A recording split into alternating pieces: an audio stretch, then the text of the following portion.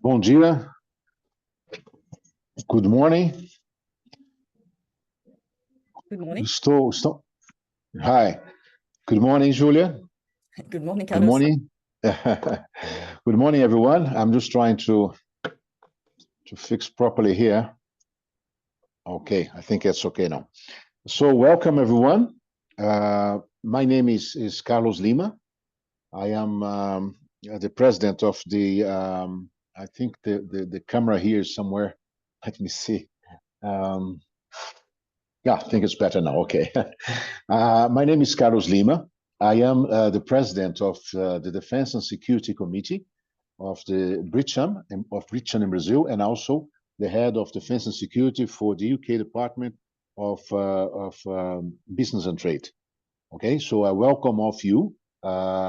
Thank you for joining us for this very interesting presentation that will be held today. The British Chamber has been operating in Brazil for a long time, over 100 years, and it's the most relevant institution as far as the trade and investment dialogue and connections between Brazil and UK is concerned. The Chamber operates in Brazil, in São Paulo, Rio de Janeiro, Paraná, and Minas Gerais. So that's a pretty wide geographic coverage in Brazil. There is a large number of committees in the Chamber in terms of business sectors like agribusiness, energy, infrastructure, even defense and security, and also on the let's say the corporate issues like legal, tax, regulatory, risk insurance, technology, innovation. So the Chamber is a very productive forum regarding all the issues related to trade and investment between Brazil and the UK.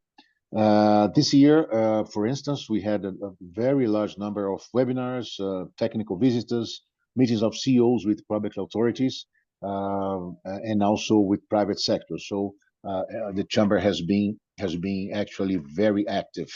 There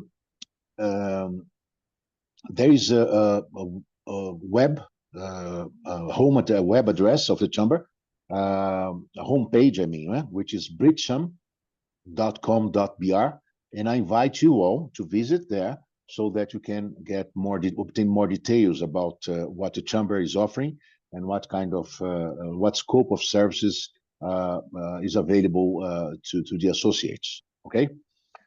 Now let's go to the very interesting part of our meeting here, which is introducing Madame Julia O'Toole.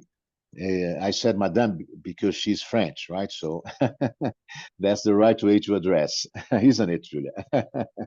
Okay, so Julia is the co-founder and co-CEO of MyCena Security Solutions, which is a revolutionary technology, anti-phishing technology, in this very, very critical area of cybersecurity. She has been many years, 12 years, in cybersecurity. I was just telling her that I was trying to find out the best way to describe her, and I suggested an accomplished scientist, and you will soon find out why. She has a graduate. She's graduate of mathematics and then a master in business. Okay, all from Paris, and also has published a large number of articles, scientific articles in several international, highly reputed magazines. Okay, so she'll be delivering this presentation to us, and afterwards we will have the opportunity. You have the opportunity to address specific questions. You have there in the chat and in the presentation where you can present those questions, which we will then, after the presentation, ask her. So please, Julia, we welcome you, and we'll pay attention to the valuable things you're going to tell us about. Well, first of all, thank you very much, Carlos. Thank you for this very complimentary introduction. And thank you as well to Clara, Isabel, and the rest of the Britcham for organizing this webinar and for inviting me to speak today. So let me maybe just jump into the presentation itself. Here we go. Yeah. Can you see my screen? Carlos, can you just confirm you can see my screen? Carlos? Yes, can't hear you anymore. I had put on mute, sorry. It is here indeed. Sorry. Yeah, okay, great, thank you.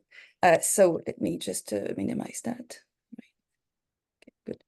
So, so today we're going to be talking about cybersecurity, cybercrime, but especially how can we eliminate 90% of cyber breaches. So it says London time, but actually it's 8 a.m. for me currently because I'm in New York, but very happy to be here anyway. I had my coffee already. So here is the, okay. So let's dive straight in. So first of all, let's take a look, and it's like a situation that everybody is hearing about every day, but let's take a look at a few numbers that underscore the gravity of the situation when it comes to cybercrime and cybersecurity. So the first number that we should underline is 9.2 trillion. This is the annual cost of cybercrime for 2024, according to Statista. So at that level, it's already the third largest economy in the world. And in fact, according to a report published by Lloyd's of London in October 2023, one single breach on a payment system could have an effect, could trigger a catastrophic systemic event that could cost the world $3.5 trillion. So to put that in perspective for the insurers, Hurricane Katrina back in 2005 was at that moment one of the biggest catastrophic events ever, and that cost 125 billion. So at 3.5 trillion, this would be an event at a scale that they've never seen before. So with that in mind, and the scale in mind, it's no surprising that a lot of companies have invested a lot in their cybersecurity budgets, and they may think that having a big budget and a very, very sophisticated tech stack and cyber stack is the answer, and can keep you immune from the cyber pandemic. But the reality is, huge companies, even with millions and billions of dollars spent on cybersecurity every year, keep getting breached. And I'm not just talking about Microsoft. A lot of companies with big budgets have been breached over the years, and this is just some numbers from 2022. When they get breached, you hear a lot of these companies talk about sophisticated cyber attacks, which begs the questions, why don't these cyber investments work? Where is the problem? And so here's headline statistics for you. 90% of cyber breaches are actually criminals finding the key to log in. The US Cybersecurity and Infrastructure Security Agency, or CISA, has said that more than 90% of all successful cyber attacks start with a phishing email. So everybody is blaming the human error on the fact that the cyber and tech stack don't work. The question is, why? Now imagine for a moment, an employee starting a new job at your company, and on his first day in the office, the HR manager is asking him to go out, find a locksmith, and get his own keys cut to access the office. And with that key, he can open all the rooms in the office, the warehouse, the factories. Oh, and by the way, that key could also be used, because you don't know what it is, his own cars, his house, and so on. That would be insane, right? Well, let me tell you an open secret. This is exactly what's happening every day in the digital world.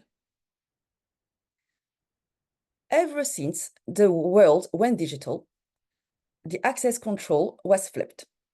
In the physical world, companies making the keys and giving them to employees, so they have full control of all the access to the physical premises. But in the digital world, this was flipped. The employees, wherever they are in the world, are using their own passwords or identity to access the company's sensitive data, but also client information. And that's why, no matter how many millions or billions you spend on threat intelligence or detection or monitoring or patching, privileged access or SSO, companies are still vulnerable because people's credentials keep getting stolen.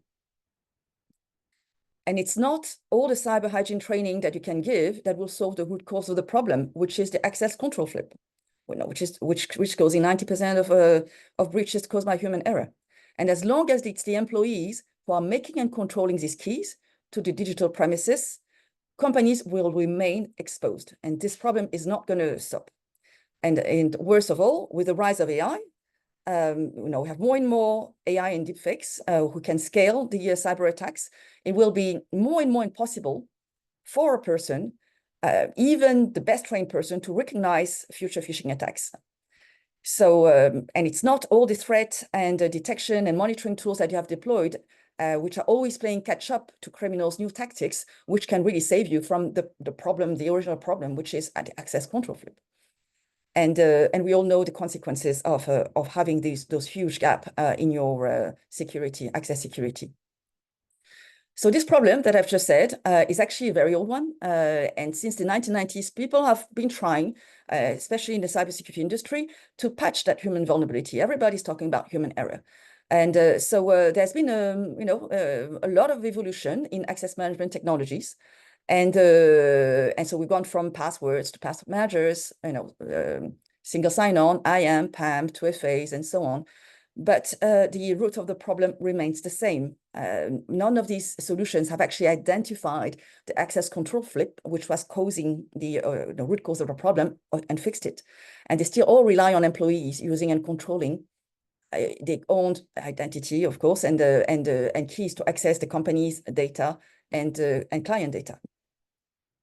So now that we've looked at the root cause, the history, and the evolution of cybersecurity, now that we understand the root cause of cybercrime, the access control flip, that 90% of breaches are logins, the next question you may ask is there a solution?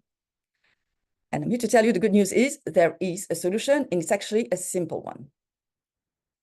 And the solution is simply to get back to basics and to put companies back in control of all their access, physical and digital. No more access control flip. And so the better news is that we have actually developed a patented technology to help you do that. So how does it work? The company is using a console to generate and distribute these encrypted credentials like this one for each system to the employees, so that they never know and can't disclose them. And it's very easy to set up because there's no infrastructure change. And now you may ask, how does the employee use the credentials? So every day, the user will access a desktop or mobile application. They will enter the email address. They will enter the 2FA code, which they will receive through an application or SMS or email. And then they have 2 personal security questions, like where did your parent meet? And then after that, the fortress, the credentials fortress, is set up for the day. Now, anytime they want to access a system, so this is we've gone through here, anytime they want to open a system, for example, in the afternoon, they will reopen the MyCena application, but do not go through these steps. But they will only need to input a 6-digit PIN to access the bronze level. And this is where the low-tier credentials, like subscriptions and newsletter, will be kept. And then if they want to access a more critical credential, they will, from the bronze level, need to enter a lock pattern to access the silver level, which is where the medium-tier credentials, like think about HR systems or SAP and so on. And then when they need to access an even more critical system, and think about bank accounts and servers, from the silver, they have another gate to go. And that's a unique passphrase that they've created. Like, for example, I love strawberries, and that will take them to the gold level, which is where the high tier credentials are stored. So now you've got a multi-layered encrypted access management system for the employees so that they don't get breached. So we all know there's no silver bullet, but you have added all these extra precautions, and you'll see later in the presentation how you can also govern all these accesses through a module called Governance, Risk, and Compliance. So this multi-layered system, just to put it, give you a good image in mind, is very similar to when you want to withdraw $20 from your bank account. You just go to the ATM, and then you just get it from the ATM. When you need $2,000, for example, you need to go to the cashier when they will verify your identity. And if you want $200,000, for example, or a diamond that you stored at the bank, they will probably take you to the back room and do more further check before they give it to you. So this multi-layered access system is really reminiscent of something that everybody knows in the physical world. And so what happens once you find the credentials? So it's very easy. The user just needs to click on the encrypted credential. And so let's say I'm clicking on this one in particular, and then what's going to do is it's going to call the door. So whether it's a web page, web application, a local application, like SSH, RDP, and so on, and they will autofill a credential encrypted into that application. So that now the user doesn't know, is using something that he doesn't know. So what does it mean? There's no password to know, no identity to use, no copy pasting, and it's the correct page that opens. It cannot be a fake page, and the credentials are automatically pushed in that login page, so they can't be stolen. So what does it mean? It means that you have just created, you've just benefited you have just created an anti-fraud, anti-phishing, anti-contagion solution that creates a protective layer around each of your access points. And so why is it anti-fraud? Because employees don't know the passwords, so they can't share them and sell them intentionally. It is anti-phishing because the employees don't know the passwords, and so they cannot give it away by mistake, unintentionally. And it's also anti-contagion because each system has a different key. So in case of a third-party breach, the damage is limited, as we will see in a minute. So remember how headline statistics where 90% of breaches start with a phishing attack? Well, in this case, because you can't give something you don't know, so people can't get phished, 90% of cyber breaches are therefore eliminated. What does it say is that by controlling your access, you actually are in control of a large part of your cyber risks. Because after implementing the access control in your organizations, your employees cannot be phished anymore. And this is an illustration where on top you see the pattern that's happening today, where the criminal sends a phishing email and the employee will click the phishing email and you fill the credentials in a fake website, and the credentials are therefore going back to the criminal. Or in the case of the employee clicking a phishing email that downloads a malware, the criminal then uses it to install an info stealer to then scan the environment and look for credentials to steal.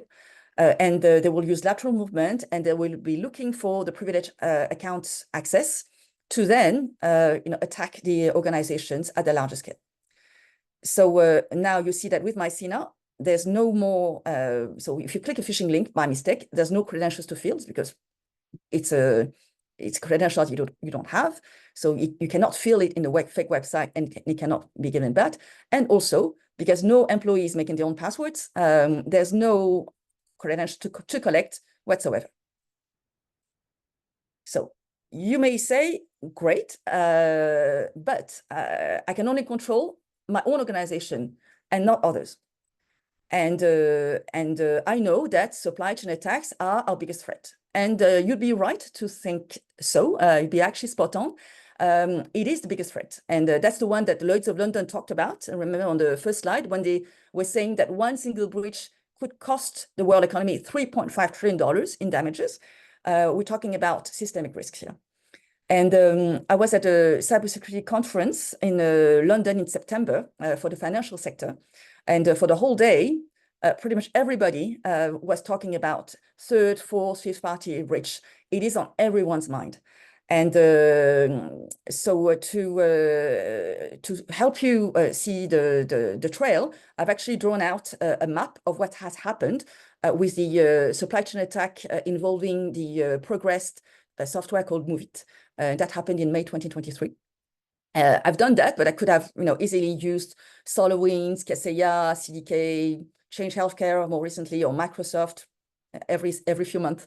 But let's follow the trail of this one so that we know what happens at Progress Software, a company with a market cap of $2.4 billion and servicing over 100,000 enterprise clients. So one of the file transfer software called MoveIt was breached by the Klopp ransomware group.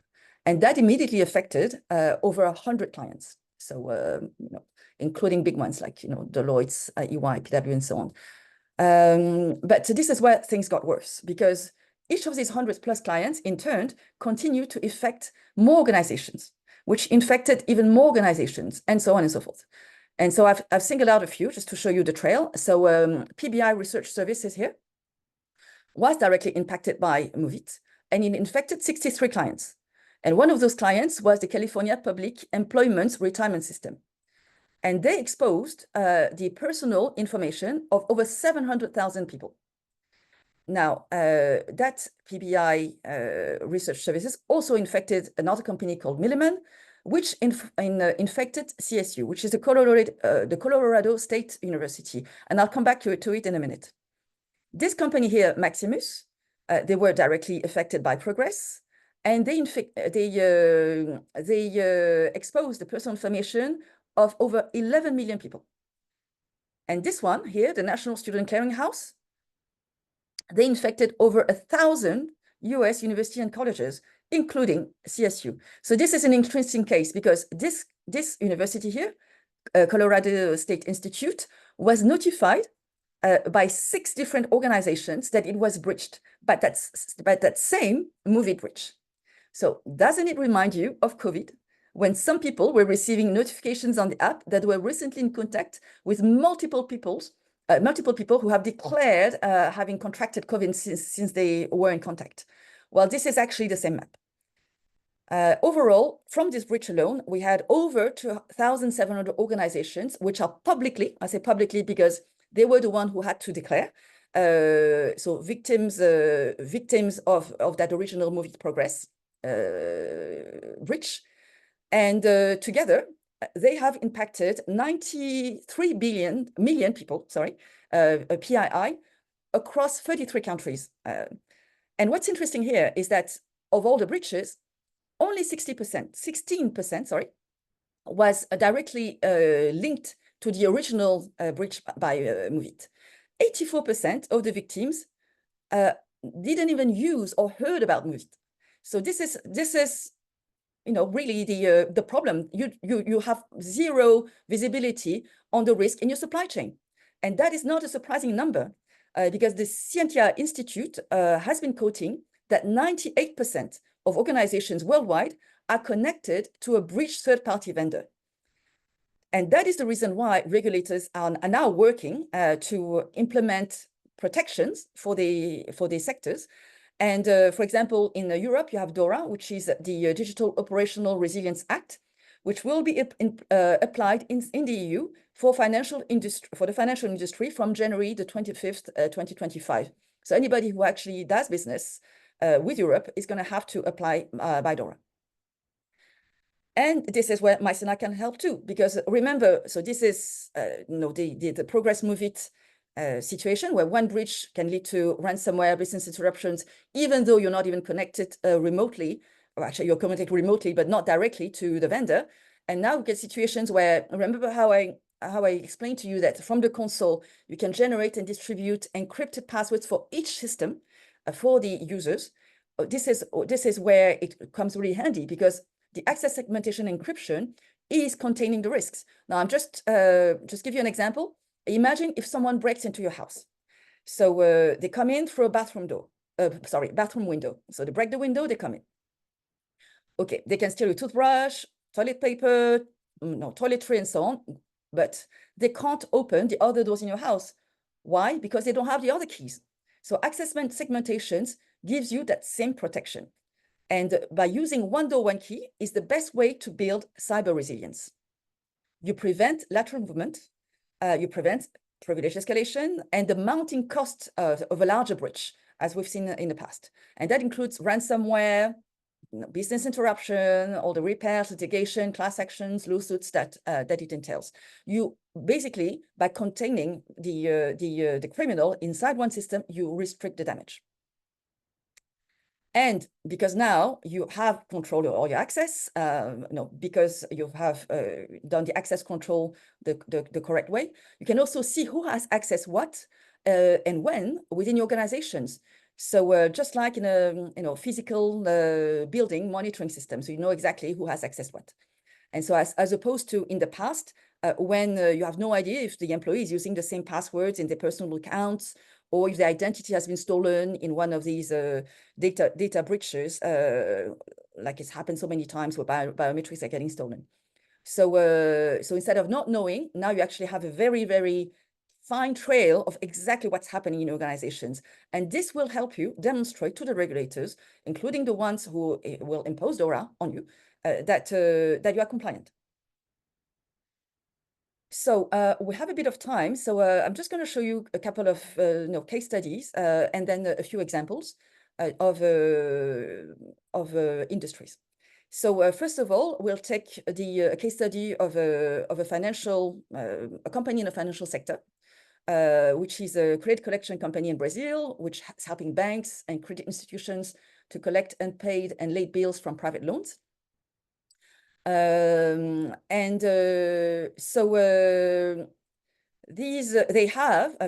are actually a third party to banks and credit institutions. So they therefore have access to a huge amount of personal individual information.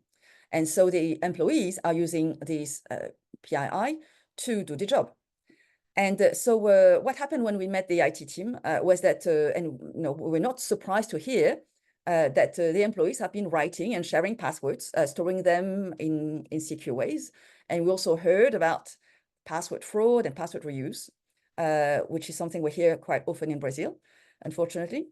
But they were particularly worried by ransomware and the LGPD fines, which could be up to 4% of their global turnover, and the lawsuits that could happen if the personal data that they were accessing to service the banks and the credit institutions were getting leaked.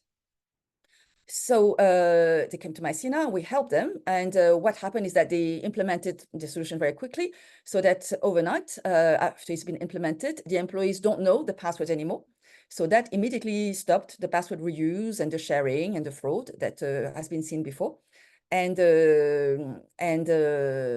also, I think they didn't, they were not looking for it, but one of the advantages they got from implementing it is, besides the security and resilience, is that it's so a huge improvement in the productivity of the teams, because there was no password to change and forget to reset anymore. So here's a quote from the IT security managers saying that MyCena really created barriers of protections that they couldn't see anywhere else. The second case that I have prepared is for a logistics and transportation company, also in Brazil, and they knew, and they are still very dependent on the integrity of the IT infrastructure for all the business operations. So they were aware that the passwords of the organizations were written down, were passed around across the organization, were reused, and that they had no way to control this. And they were particularly afraid of ransomware attack because that could paralyze the operations. So they implemented MyCena very quickly and to put an end to the password sharing and reuse. And so, as a result, that's exactly what they got. No more password known or shared. And what's more is that they've actually used MyCena to segment all of the systems to improve the cyber resilience, because remember, ransomware was one of the biggest risks.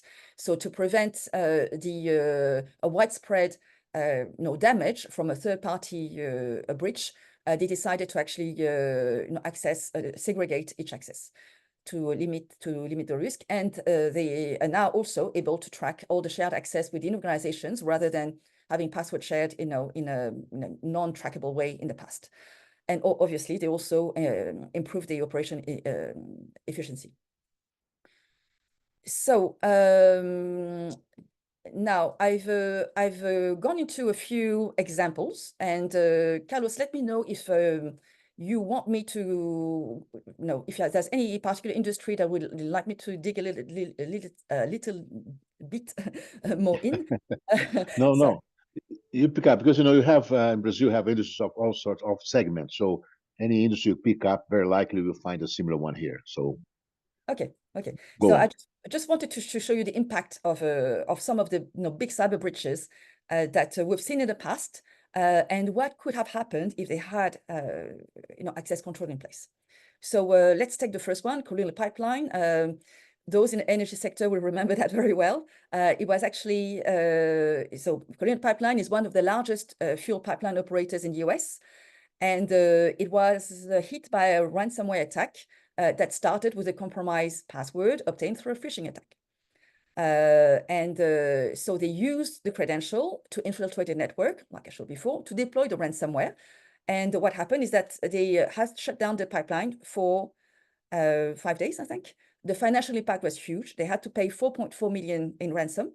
Although the US government was later able to recover a portion of it. But then, the reputation damage was huge. We're even talking about it today, for example. And the broader implications, the vulnerability of something as critical as your pipeline to the vulnerability to cyber attacks. And that has actually led to more focus from the regulators on the energy sector in particular. And so if Colonial Pipeline had implemented MyCena, there would have been no password to phish in the first place, and the phishing attack wouldn't have been successful, and all the different, the attackers wouldn't have been able to use the credentials to infiltrate the network, deploy the ransomware, and shut down the pipeline. We get to the example of Twitter. So it's a social media company now called X. And they had a serious security breach when the attackers was using social engineering to obtain credentials from Twitter employees. So that allowed them to gain access to high-profile accounts, including those, at the time Elon Musk didn't own Twitter yet, of Elon Musk, Barack Obama, Jeff Bezos, and other people to promote a Bitcoin scam. So, to think about the implications down the road of having, breached an access of such a prominent social media. The financial impact was obviously the direct financial cost from the scam, but that was actually relatively low. But the big implications were actually the reputation damaged. It did raise huge concerns about the Twitter security practices. The whole cybersecurity world was talking about it. And the incident has, highlighted the importance of robust employee training, but we know that wasn't sufficient, because of the access control flip. So had Twitter implemented MyCena, the employee of Twitter wouldn't have known the credentials, so they wouldn't have been social engineering or spear phishing, and therefore the attackers wouldn't have been able to access the Twitter accounts to impersonate the high-profile accounts. Marriott, they've been breached multiple times. And this is actually a case that people who have been breached need to remember. Once they have employees' credentials, even if your employees change their credentials, usually it doesn't change by much because people are not meant to create passwords in the first place. But what happens is that instead of using Julia123, I will use Julia12345 or Julia with a big J. And then, so yes, I've changed it, but the patterns are very easy to find. And we've talked to hundreds, if not thousands of customers now, and the patterns are always the same because we're all human beings. So so they've been breached multiple times. And again, it was phishing and stolen credentials that were used to access the personal information of over 5.2 million guests. So the reputation damage was huge. And they've just gotten an SEC directive, which says that they will be monitored over the next 5 years, I think, over what they implement to prevent such an attack from happening again. I've used Toyota, but I could have used CDK, which is a more recent attack. But in this case, the case of Toyota, it was also stolen credentials, impersonation, and they convinced an employee to transfer $37 million to a fraudulent account. So the company had to report the financial loss to their shareholders and had to take steps to recover the funds. But we don't know how much they recovered. And the incident led to increased scrutiny into Toyota. And one of the consequences was that it highlighted the susceptibility of even very large established companies like Toyota to sophisticated phishing schemes, and especially BEC attacks. And so had Toyota implemented MyCena, again, the executive employee couldn't have his credentials stolen, and he wouldn't have been able to impersonate the executive in a BEC, so that Toyota wouldn't have lost 37 million in that fraudulent scam. This is in a case in manufacturing from 2019 in energy and aluminium. It's called Norsk Hydro. So in that case, it was phishing and ransomware again. So in March 2019, Norsk Hydro, it's a major Norwegian aluminum producer, was hit by a ransomware attack, which was initiated for a phishing email. The attack disrupted the global IT system of the company. And so the whole company had to switch to manual processes. So they estimate the attack of that, the cost of this attack was around 70 million, including in business interruptions because of the lost production and all the recovery efforts that ensued. They were praised for the transparency of how they handled the attack, but the disruptions really was significant and damaged the customer trust. So, and again, had they implemented MyCena, the employee who clicked the phishing email wouldn't have been able to give the credentials away, and they wouldn't have been able to download the malware and to have the lateral movement and to have the predator escalations to expand the access beyond, and they wouldn't have compromised the whole network in computers and launched a ransomware attack, and would have saved themselves $70 million. This is a case in government. Maybe Carlos, we can talk about it later together. This is a case of a technology company from 2015, which is again stolen credentials impersonations. An insurance company here, phishing stolen credentials. That led to the disclosure of 80 million individuals' personal information, and it was one of the largest healthcare breaches that we know. The financial impact was huge, so 260 million in cost, including 115 million in settlement alone, and a significant loss of trust in the healthcare sector. And we know that since the healthcare sector has been massively targeted by criminals who know the value of the healthcare data, which is actually the highest of any data that there is out there in the dark web. So here again, had the employee had Anthem implemented MyCena, the employee that clicked the phishing email wouldn't have been able to type and give the credentials away. Sony Pictures in entertainment, retail. Target was one of the most, the biggest settlements, 252 million in cost, including legal fees and settlements. That was also a phishing attack on a third-party vendor. So remember the supply chain attack that we talked about before? This was the same scenario. It allowed the attacker to gain access to Target's network and then to expand and to breach over 40 million customer credit and debit card information. This one I'm mentioning because it's not Snowflake which got breached, but it's 165 customers of Snowflake's which had the credentials stolen from dark web, ransomware as a service groups, and so on. And basically, the attackers were using those same credentials to log into the Snowflake's account. And so that's how AT&T, Ticketmaster, Bank and Santander, LendingTree, Live Nation Entertainment got breached earlier this year. I think it was this summer. I think, there's only a few minutes left. So you heard about technology. I just want to tell you a little bit more about MyCena. We've been founded in 2016. We're UK based, although I'm currently in New York, as I said. What we do is that we help companies eliminate 90% of all the cyber breaches. In Brazil, we have a team who's been operating since 2020, and Nivansir Navil is our country manager. Some of you may have met him before. And we also have a certificate from the ABES, which is the Association of Software Organization, that has given us the advantage of, for all our customers, including especially the government, to not have to go through an RFP to buy and implement MyCena. So if you want to actually move quickly, it's a huge advantage to have this certificate to help you implement fast.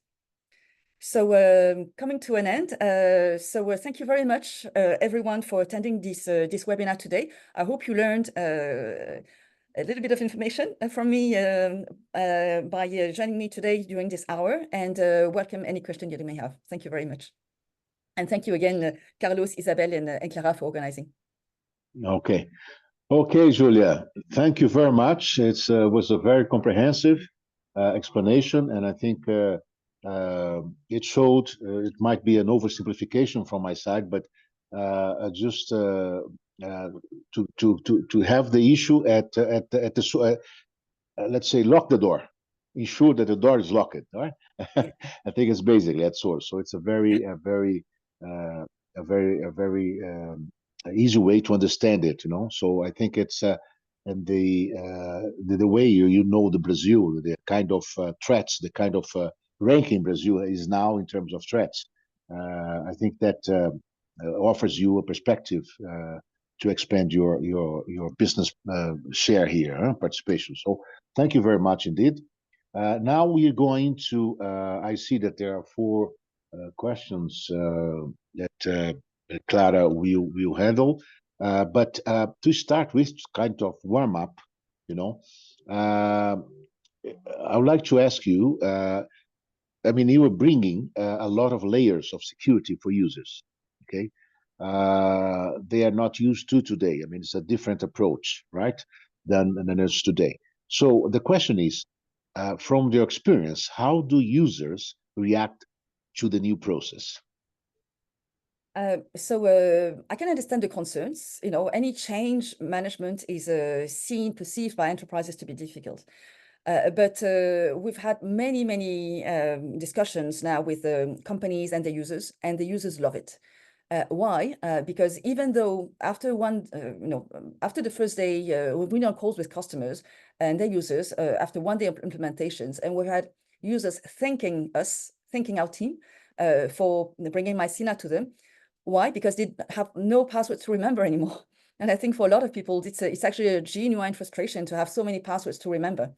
And so in these situations, you don't have to remember passwords, you don't have to change passwords, you don't have to forget passwords or even type them and see that, incorrect password. So all the frustrations of your day-to-day life disappear, and then it's a really very smooth process. You know, you just it's like brushing your teeth. You know, you just open MyCena and then you click, and then you're in, and then you have your 2FA afterwards, which is the same process as you usually have. So application by application, you can have a 2FA. And then if you want to open another gate, you just go through, find that key and you click, and that's gets filled into that door. And you know it's not a fraudulent door. You don't need to think whether it's a fake door or whether it's someone trying to phish you. You know it's the correct one. So so from a user point of view, we've got great reviews and feedbacks. It's really easy to use. Okay, thank you very much, Julia. Thank you very much. We have now a first question from the audience by Lara Martini. Thank you for your question, Lara.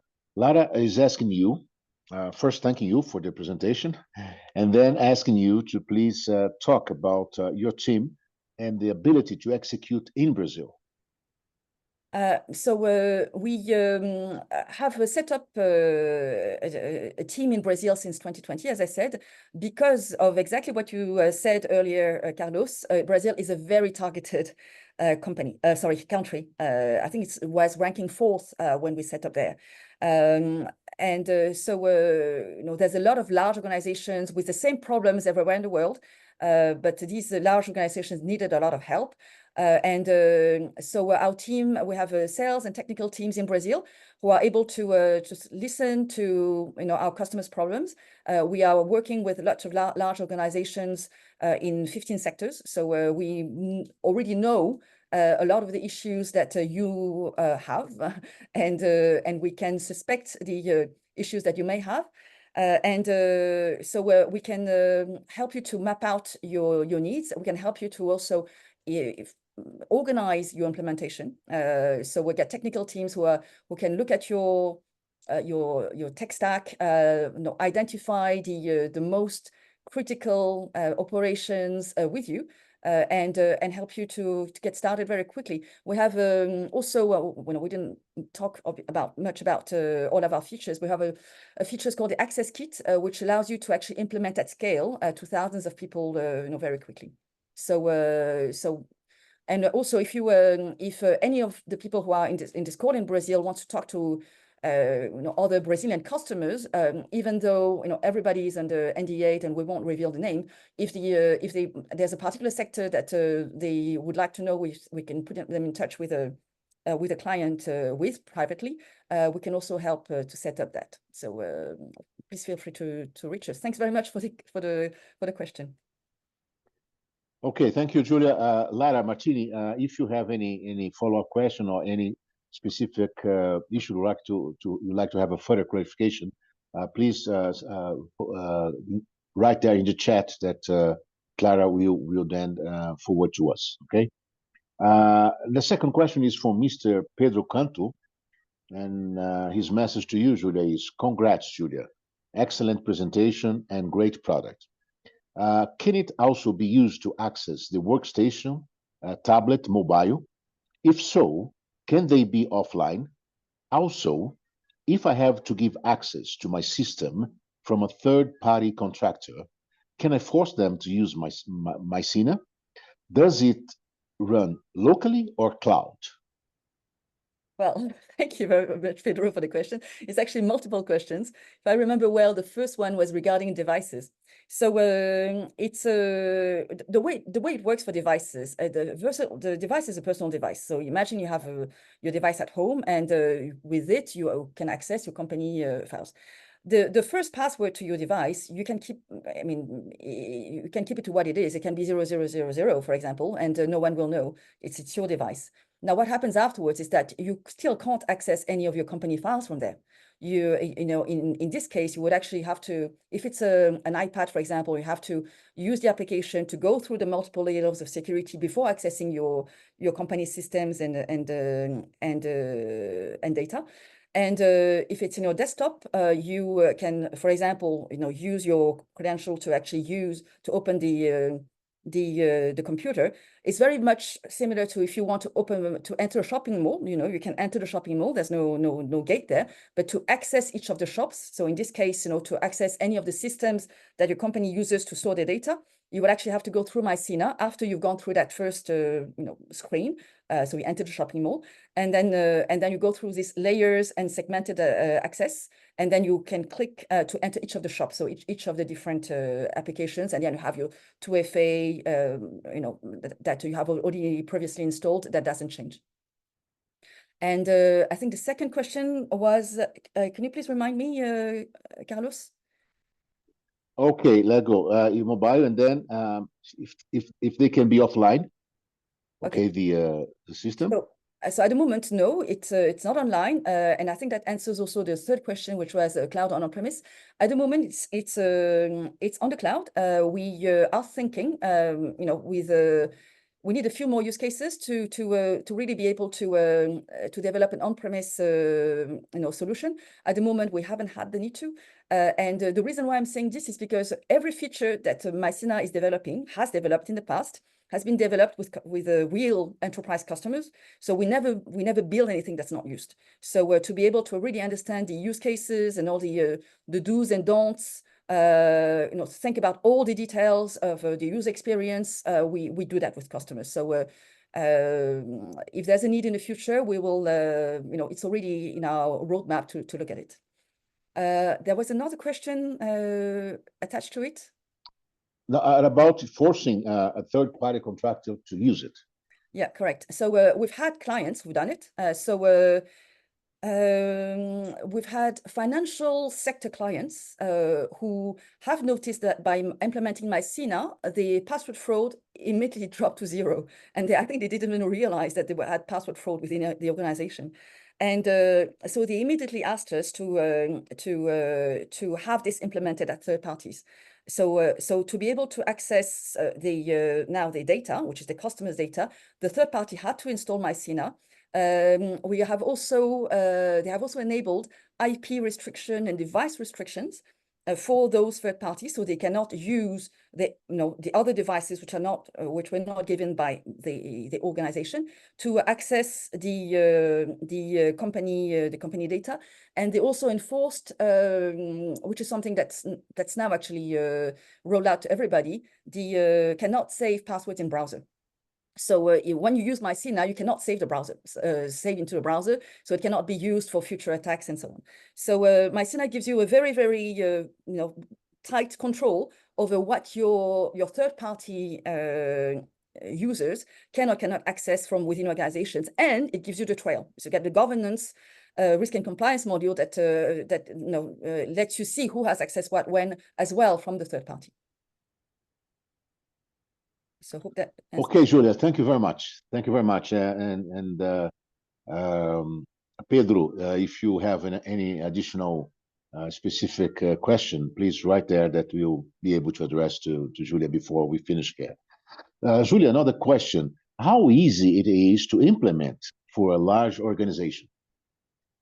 So I touched upon that a little bit earlier. We have built an access kit to be able to deploy at scale. So the way you do it is that, imagine you've got a whole tech stack with lots of passwords, and you think, okay, how am I going to change it? So what you do is that you will select your operations, and you implement the firewall rules first, and then you will download the applications on the user's devices, and you can even do that in a virtual environment. And then you will use that specifically built tool called the Access Kit to generate all the passwords for the users that will need to access, let's say, a Salesforce application. And then you can use an RPA to change all these passwords, let's say for 1,000 passwords overnight. So that what happens is that, let's say I'm one of your users. On Friday night, I used Julia1234 exclamation mark to enter Salesforce. And on Monday morning, I'm actually using MyCena with the passwords, which is very, very strong, and that I will never remember and know anyway, to access Salesforce, and then basically removing the risk of a phishing attack immediately. Okay, thank you very much. Now, Julia, Mr. Tadeu Bovo has a question for you. He's starting with thanking you and complimenting you for a marvelous presentation. Okay, that's his words. And he would like to know, what is the cost estimate for implementation? Is it per user, and how is it calculated? So we have a pricing system, which is so for small organizations, it's quite straightforward. It's by user, but that only takes you to 250 users. For enterprise features, we have a lot of enterprise features. So you will not just have the per user per license, but also you can add on. So we've got as I said, governance, risk and compliance. We've got increased number of roles and permissions. We've got all the restrictions on devices and IPs. So in essence, I know it really depends on your environment, and our team and our partners can help you to actually have a better estimation of how much that would cost to implement in your organization.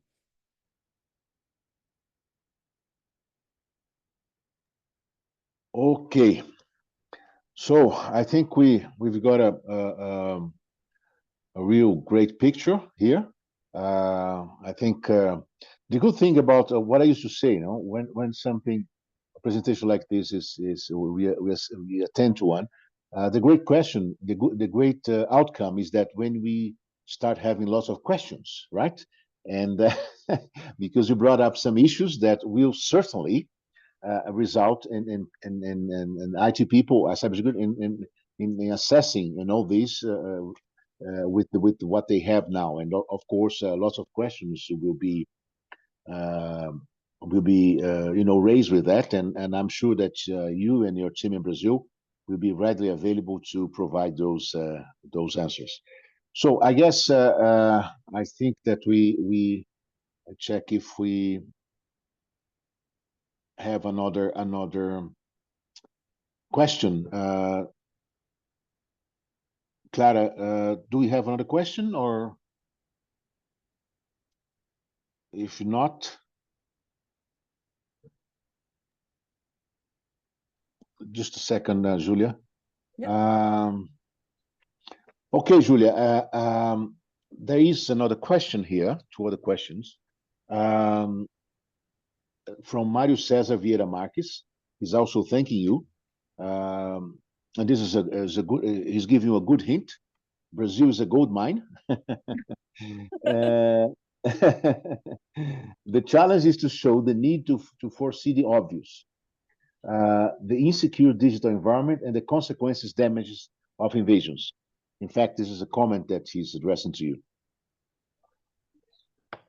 So is that a question, or it's a statement? No, he's just elaborating the fact that about what the challenge is here, to show the need to foresee the obvious. I mean, it looks obvious, but it looks like people need to be lectured about the obvious, no? Yeah, and this is exactly what we're doing today. I mean, we realize that. So think back. We talked about the history before. It's still very young. It's a cybersecurity industry is extremely young. So we are not, not that far from remembering the Middle Ages, where people used to let blood, thinking that it would actually cure the problems. So for decades, the industry, I think, was really struggling to understand the root cause of the solution. And we're here to educate. Now, we're not here to point fingers and to say, they should have done this or that. It's normal. It's the industry is maturing, and people are coming to webinars like this to educate themselves more on the reality of cybercrime and cybersecurity and what can be done. And I think this is already a huge improvement from 5 or 10 years ago. Now, 10 years ago, it really wasn't top of mind, but now it's really one of the top items on the agenda of any board. Lloyd's of London, for example, for them, the two biggest risks they have is NatCat and CyberCat. So, in no specific order, because any of those can be catastrophic for the world. So yes, it's a young industry, so it's coming to maturity, and I think everybody, not just us, everybody in cybersecurity wants to make the world a safer place, and we want to actually help society thrive. There's enough insecurities out there at the moment. So if we can do our part in making sure that hospitals keep running, schools stay open, there's no collision of boats and planes, and no explosions of pipelines and trains and so on, then we would have already contributed to make the world, and in this particular case, Brazil, a safer place for everyone. And this is definitely our mission. Okay, that's perfect. Now, the last question, Julia, from Mr. Pedro Canto y Castro. He says that there's another question. Does the system manages password changes that some applications have as a rule? You have things in the console. So I'm getting into technical details now. That allows you to actually expire passwords. For some systems, there is the ability, and also this comes at a cost, but to auto-rotate passwords at certain frequencies. One of the conclusions that we've drawn with a lot of customers is that actually with MyCena, some of the measures that you've put in place are not necessarily needed, because each single door has a different strong passwords, and the risk is mitigated for each of them. The cost of actually using processing power to change all these passwords, say thousands, millions of passwords, may not be as necessary. But certainly in the meantime, we've encountered customers who've done it, and it's something that we can do on a case by case. Okay, Julia, thank you very much. Well, I think we are about the time is just perfect now.